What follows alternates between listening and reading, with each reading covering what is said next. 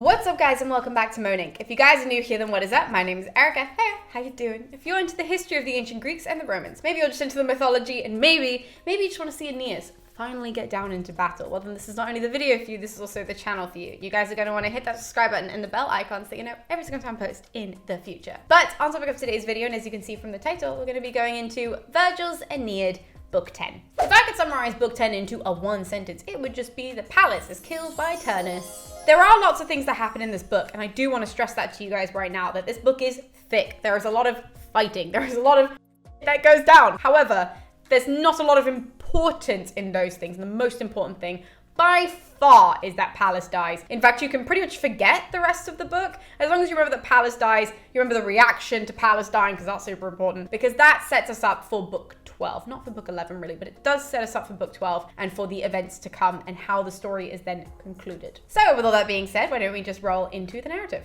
So the book opens and Jupiter summons a whole council of the gods. I don't think we've seen one of these in the whole of the Aeneid, but it happened a lot in the Iliad, right? So Jupiter would constantly do this, and now we start off this book with a nice little council of the gods. So Jupiter stands up in front of all of his children and, you know, the various people that he's hooked up with and all. It's very strange, their family, but either way, stands up in front of all of them and he just says, look guys, this fight, quite frankly, stupid. Aeneas is going to found Rome. He's destined to do that. He doesn't have to do that with all this fighting. This is a little absurd. There will be a time in history where Rome will fight, and then you can all get involved, because Carthage, remember all of that, that's going to start happening. So that is when the Romans will fight. That is when the Italians will fight. Now is not the time. So I've written up this treaty. I have come up with the terms and conditions, so accept it. Now Venus replies and she says, but Dad, they're all so mean to the Trojans. Why will Troy never be free of besiegers? Wherever they go, they have an enemy. Haven't you all seen how unfair Juno has been? How she got those wings when they were on the boats? How she got Alecto to come up from God knows where to fight against Aeneas?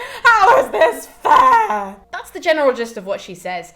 And she ends it actually by saying one of the funniest things I think that Venus has ever said, or Aphrodite has ever said in any mythology, where she looks at Jupiter and she says, oh, if there's no region on earth where Juno will not give the Trojans a little bit of slack, then I would be more than willing to sacrifice Aeneas if I could then take Ascanius off the battlefield and I could save him on one of my islands. But you can take Aeneas, it's totally fine. If he has to fight, no problem, just let me take my grandson. And you're just like, what? You just sacrificed up the life of Aeneas that you've been trying to save this whole time. We're now 10 books in and she's done nothing up until this point apart from zero in on Aeneas, and now all of a sudden she's like, JK, he can die as long as I can take my grandson and save him, considering he's not a warrior at all. He can barely fight. What the f is he gonna do? But Juno doesn't focus on the last part. I do. I think it's absolutely hilarious. But what Juno focuses on is the fact that Venus has basically just thrown her under the bus as the sole cause of this whole war and the whole issues that the Trojans are dealing with. Now, I think we can all agree with Venus on everything that she said, but Juno's retort,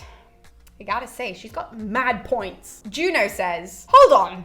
My fault? All of this was me. Was it me that got involved and made Aeneas come with such hostility to all of these peoples? Was it me that made Aeneas leave his camp currently under the control of a child? Was that all up to me? No, that was all Aeneas. Don't pin that on me. Venus, if you're allowed to go in and you're allowed to help Aeneas, if you're allowed to go in and literally pick him up from the battlefield, remember when you did that? If you can go and do that, why can't I try and help Turnus at all? How is that fair that you can go in, you can help his ships become nymphs, you can do all of this great stuff in order to help out the Trojans, and I can't do one thing? But apparently all of this is my fault. Did you ever stop to think who is actually involved in why the Trojans were treated so badly? Did you ever stop to think of why in the first place Greece got involved with fighting Troy?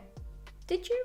Have you? Because I don't think that was because of me. In fact, what I remember was that I was not the one that promised Paris that he could have the most beautiful woman in the world. Nor was I the one that got involved and forced her to go with him back to Troy and then keep her there against her will. I don't think I did that. Did I? Did anybody else remember that? I don't. That was you. So actually, if you cared about the future of your people, of your dear Trojans, if you cared about them, why wouldn't you have cared then? Now's a little late. Again, She has mad points that actually, if we're going to place blame, both of them are definitely to blame. Absolutely, Juno has been causing havoc this whole book. But she's not wrong. And what we find out now is that when the gods are listening to their little argument, that actually half of them are on Juno's side and half of them are on Venus's side. But before any of them can respond and before even Venus can respond to Juno, Jupiter gets involved and he goes, I am actually going to let fate decide everything. We're not going to do this again. I am not going to help either side out. I'm going to treat them exactly the same.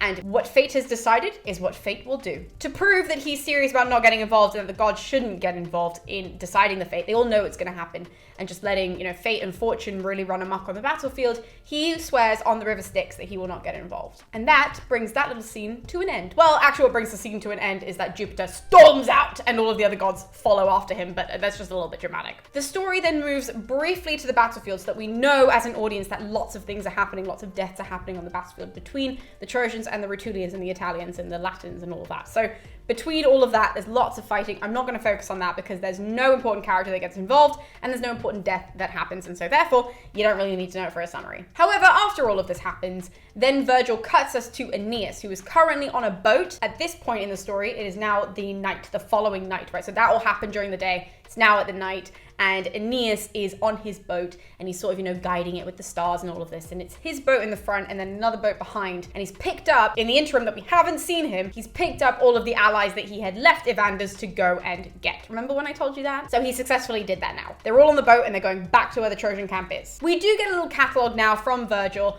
of all of the people that Aeneas is bringing with him and how many men they are all bringing, which I didn't do the maths for, but I did stupidly. Yesterday I was writing down my notes. I did write down how many people came with each man, so I will be doing the maths in the corner, one sec. But he brings 1,000 men with him from one person, 600 men from another person, 300 men from another, then 1,000 men following that, another 300, and another 500, right? So that's the list. I'm gonna write down how many men are currently on the ships with Aeneas because I'm really bad at maths off the top of my head. Mental maths, not my thing. Anywho, those are all the men on the boat. And Aeneas is up, he's by the tiller, he's sort of guiding the ships, he's leading the other one from the front, right? So he's leading it and he's sitting at the back. And Pallas had been with him for a very long period of time during the night. Now Aeneas is sitting by himself. And as he's sitting there, he starts seeing all of these nymphs coming around him, and they sort of prop themselves up on the back of the boats, and one of them in particular is like, hello, you probably don't recognize us, but we, actually, funny story, we're your ships, so we love you a lot. We're just here to warn you that now the battle is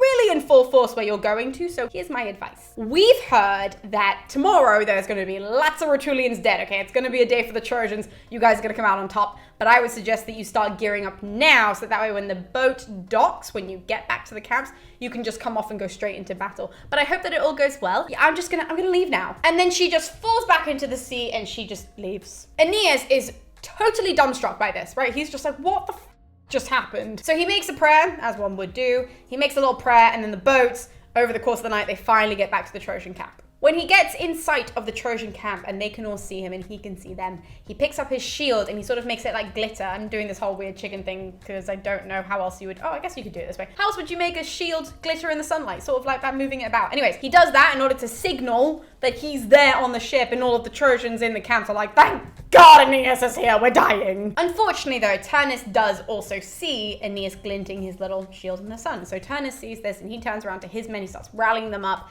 He says to them, we should go down and meet them on the beaches because fortune favors the bold. So Turnus leaves some men to guard where they are, and then he takes a bunch of them onto the battlefield in order to meet Aeneas and his men. Now there's lots of fighting. There's another scene which is a lot of fighting, and it does feature Aeneas and Achilles. However, there's not really like a major scene where I'm like, ooh, that was cool, I should probably mention that.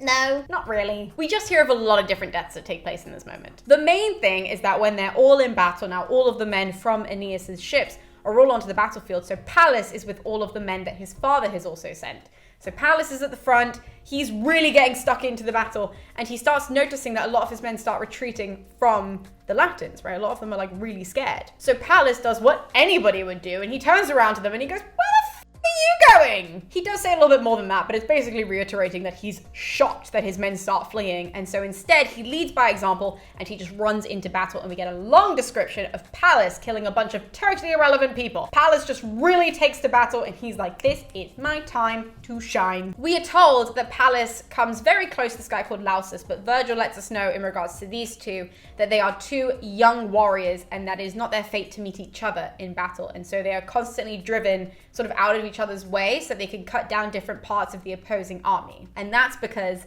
their fates are in the hands of much stronger warriors. So we know that both of them are going to die right now, but we also know that they are not going to be killing each other, that stronger warriors are going to be killing each of them, aka Turnus and Aeneas. Turnus then sees Lausus sort of at the front of the battle, and he decides to go and take his spot because he can see that Pallas is on the opposing side and leading the opposing side. And that is when Turnus is just like, nope, he's mine. Turnus gets on his little chariot and he starts riding out to where Pallas is, and Pallas ends up standing in front as Turnus calls to all of the Rutulians around him saying, Pallas is mine! I'm the only one who can fight him! And literally all the Rutulians are like making room for both of them to have a little private duel. And Pallas is kind of shocked that all of them are just like letting Turnus come into the middle of it and they are not going to disobey him. Basically, he's amazed they are following orders in such a way, which I think all of us are. I am. So Pallas strides out into the middle of this group and he starts to take a spot as he watches Turnus approach.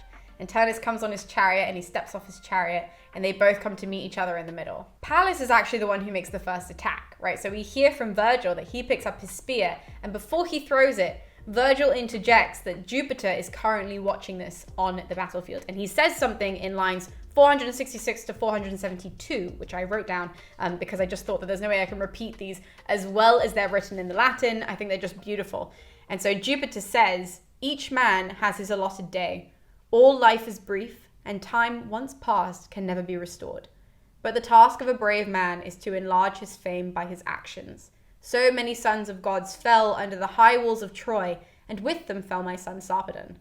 Turnus too is called by his own destiny, and has reached the limits of the time he has been given. When Jupiter finishes saying this, he actually turns away from the battlefield because he can't bear to watch what's going to happen. So when we cut back down there, we actually get Pallas just as he's releasing his spear, because remember how all of that happened in the middle of this. So he releases his spear, and we hear that actually it goes and it grazes Turnus just above the shoulders and it just fires over him. Like, it really does nothing to Turnus whatsoever. Turnus though picks up his spear then and he yells out to Pallas, "Now let's see if mine is better at piercing." I love that line because he screams that and then he lets go of his spear and it barrels right through Pallas's chest. Like, this man doesn't have a chance. It hits him straight in the chest and he falls forward, actually. So Pallas falls forward to the ground, and then when he's down there, he's described as like dripping blood out of his mouth because he's he's dying, that's what's happening. Turnus walks over to where Pallas is, who's now on his back,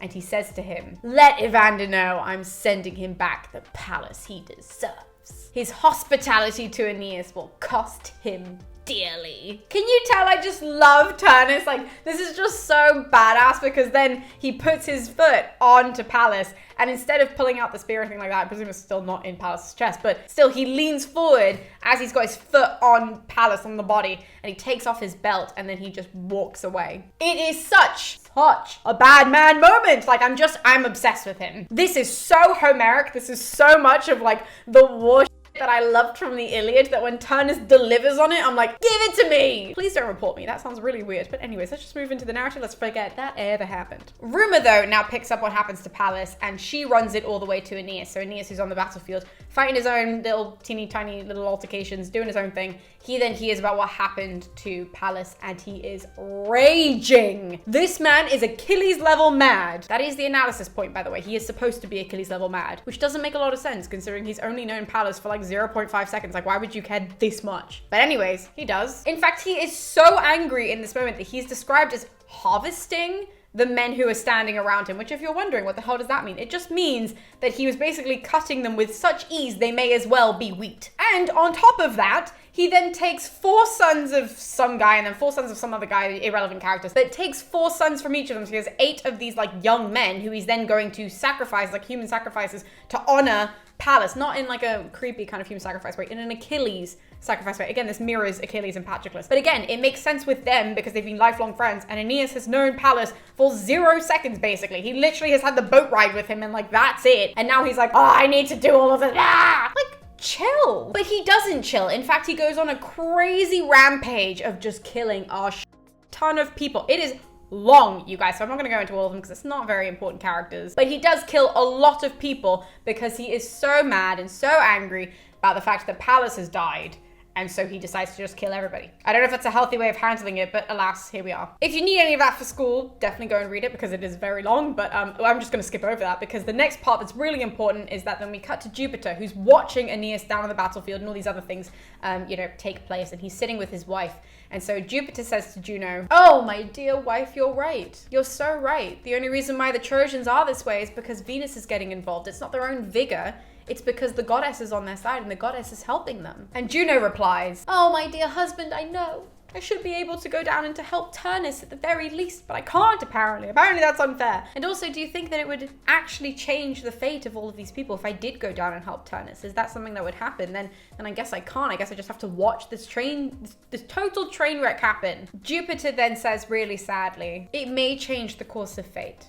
Taking Turnus out of the battle, it may actually change fate, and therefore I don't know if we can really get involved in that because I can't help. I can't help with fate. Neither can you. That fate is always going to come around. It's always going to win. We are at mercy to the fate as well." Juno cries at this because she kind of understands that now she's totally powerless to help Turnus. She's totally powerless to help that side of the army. And it's actually quite sad to see her like so fragile, to see her speaking to Jupiter in this way, which is just pure sadness and pure grief. And so in her sadness, she realizes that all she can do is at least stall the inevitable, right? So that's sort of the conclusion that she comes to with Turnus specifically. She's come to this before when it comes to Rome, but Turnus now is that last little thing that she's been clinging on to of like, maybe I can just save him.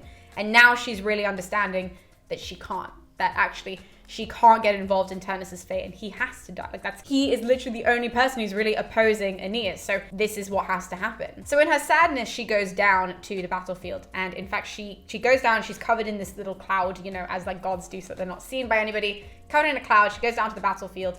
And she actually makes a phantom of Aeneas and she places this phantom in front of Turnus. Now the phantom has the voice of Aeneas, he talks like Aeneas, he runs like Aeneas, he shouts like Aeneas, he goads like Aeneas, like oh my goodness, he is just yelling at Turnus to try and get a reaction out of him. And Turnus falls for it. Obviously, why wouldn't he? He doesn't know that it's a phantom. He thinks it's literally Aeneas who is like run out in front of him because he had heard Aeneas through his whole little murderous spree yelling that he wants to kill Turnus. And he's like, "I'm gonna come for Turnus because he killed Pallas and blah, blah, blah." So now this phantom is repeating all of that right in front of Turnus. Turnus is thrilled by this, and so he actually starts attacking by throwing his spear at this phantom of Aeneas, and the phantom just turns around and books it. Literally just runs. Turnus yells after him. He's being like, "Where are you running to, Aeneas? You said you wanted to fight me, blah, blah, blah." And so he does what every warrior would do in this situation, and he runs after Aeneas, the phantom of Aeneas. He chases him all the way back to the boats, and when they get onto the boats, and Turnus is looking for him and he can see him at the front of the boats and he's stalking towards him being like, "Yeah, this is when I'm gonna kill Aeneas." That doesn't happen because then the phantom just whisks away, turns into a cloud, disappears, and Turnus realizes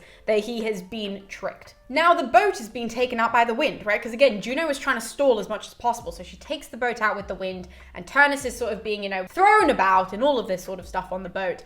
And in fact, he is really distressed that he's on the boat, okay? Because he is like a proper Homeric warrior. As I said before, he's a proper old school warrior.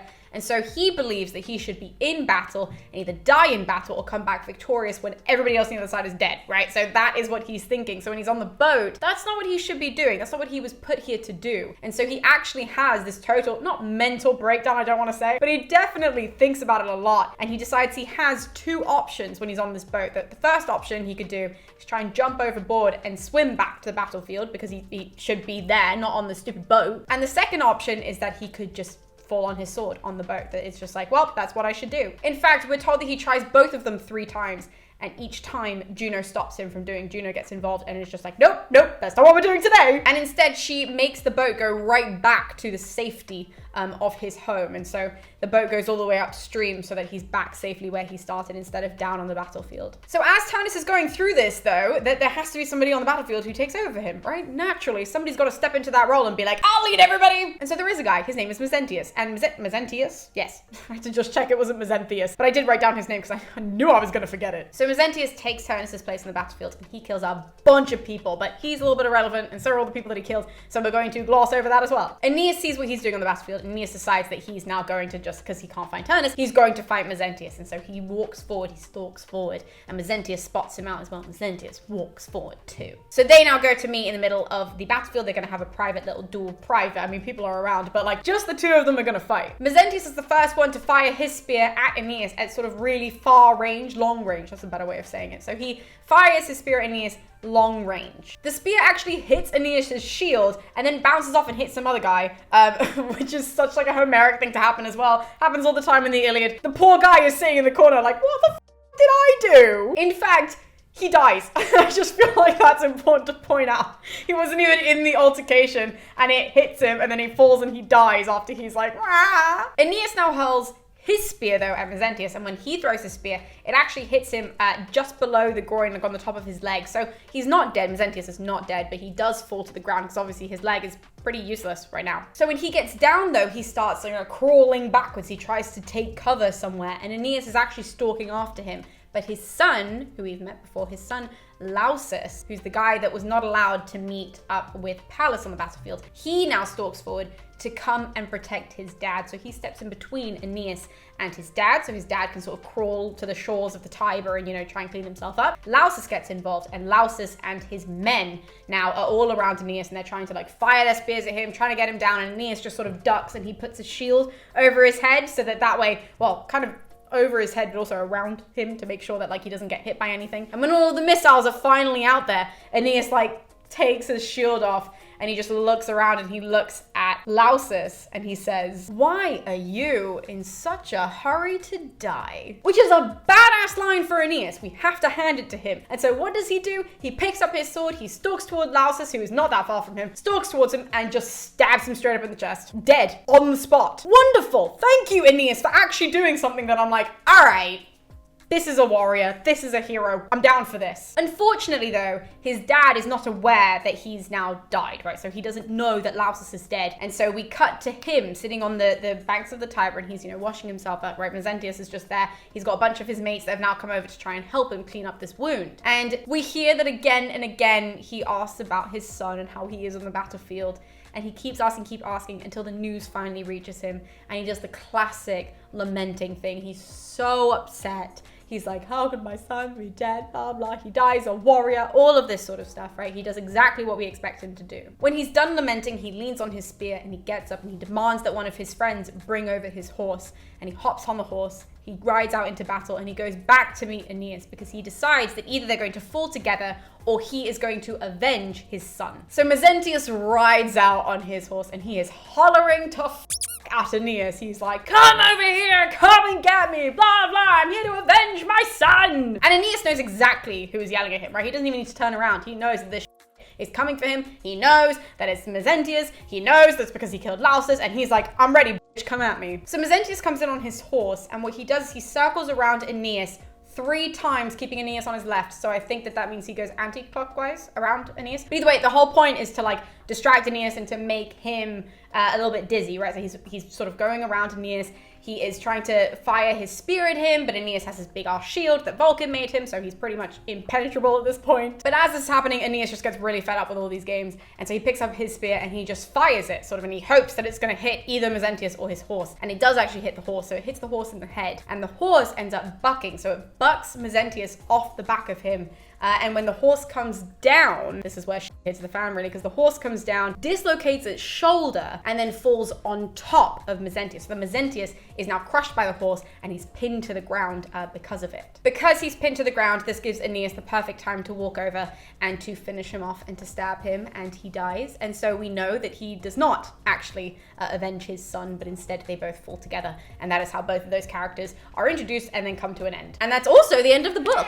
So I know that these are getting a little bit weird because we have a lot of these really odd characters that are then brought in order to just, kill them, in order to just get them out of the way. It is really odd. I'm not going to lie to you guys. It's not like the Iliad in that sense, as I've explained before. However, now we are gearing up because Pallas is dead. We are going to be gearing up for the final showdown, the final face-off between Aeneas and Turnus. And so that is really, if you have to, come away from this episode with one thing, just know that Turnus is the one who kills Pallas. And that is why Aeneas then wants to battle him in book 12. So thank you guys so much for tuning into this episode. Thank you guys so much for engaging with the channel. If these are helpful, if this video was really helpful for you guys, if you guys are a student or you're just reading in your own time, please hit that like button so that I know, and then I know that actually I'm providing something of use on the internet. Thank you guys so much for watching, and we'll be seeing you next time with book 11 here on Monique. So I'll see you then.